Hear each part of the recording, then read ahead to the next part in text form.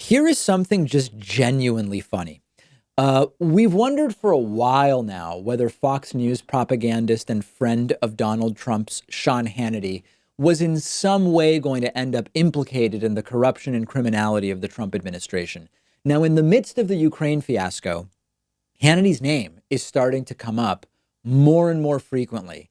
And Hannity absolutely lost it over this unfortunate reality. So far, Hannity's name has been brought up by two different people. First, when mentioned by former Ukrainian ambassador Marie Yovanovitch, I'm not exactly, I've heard it pronounced both ways. And then when State Department Deputy Assistant Secretary George Kent, who oversees Ukraine, mentioned Sean Hannity.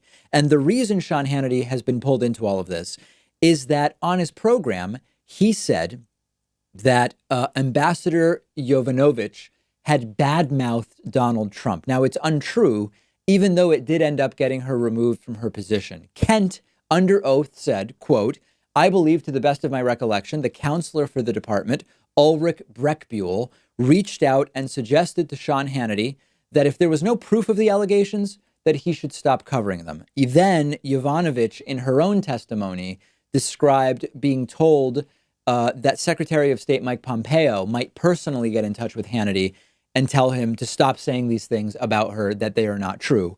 And this causes Hannity to just explode on Twitter over the weekend, starting with number one, more lies and fake news. I never, ever spoke to Secretary Pompeo or anyone else at the State Department about Ukraine. I've never even heard the names of the people mentioned from state. Also, I never talked to anyone in Ukraine. I don't know anybody there. Then going on to tweet that, number two, here is a warning, capital W, adopting that grammatical sensibility of Donald Trump. You have all been told the truth again. I strongly advise all of you to stop lying about me. Now, of course, these aren't lies. These are reports about testimony given under oath by multiple people.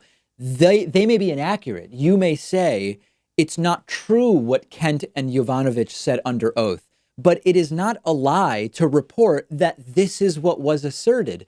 Lies are what Hannity tells on his show all the time. Now, what's the likely truth about all this? We know that there was a campaign of character assassination against the ambassador, Marie Yovanovitch.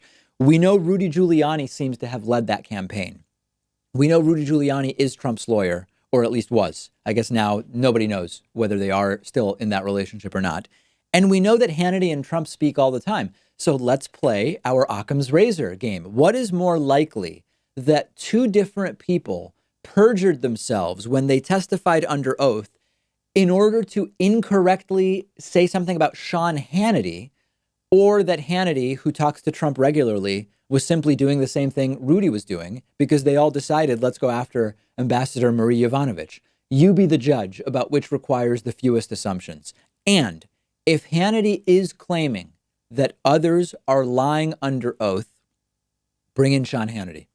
Put him under oath. Ask him the questions about exactly who told which lies.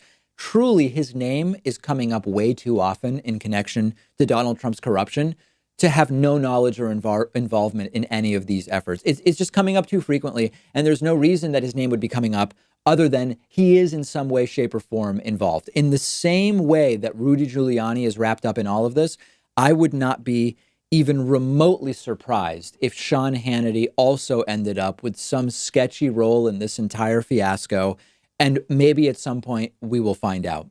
Let me know what you think the extent of Hannity's knowledge and involvement in Trump's corruption and potential criminality is. Let me know on Twitter at Pakman, or by leaving a reply as a YouTube comment if you are watching on YouTube. We will take a quick break and be back with much, much more in just a few very brief moments.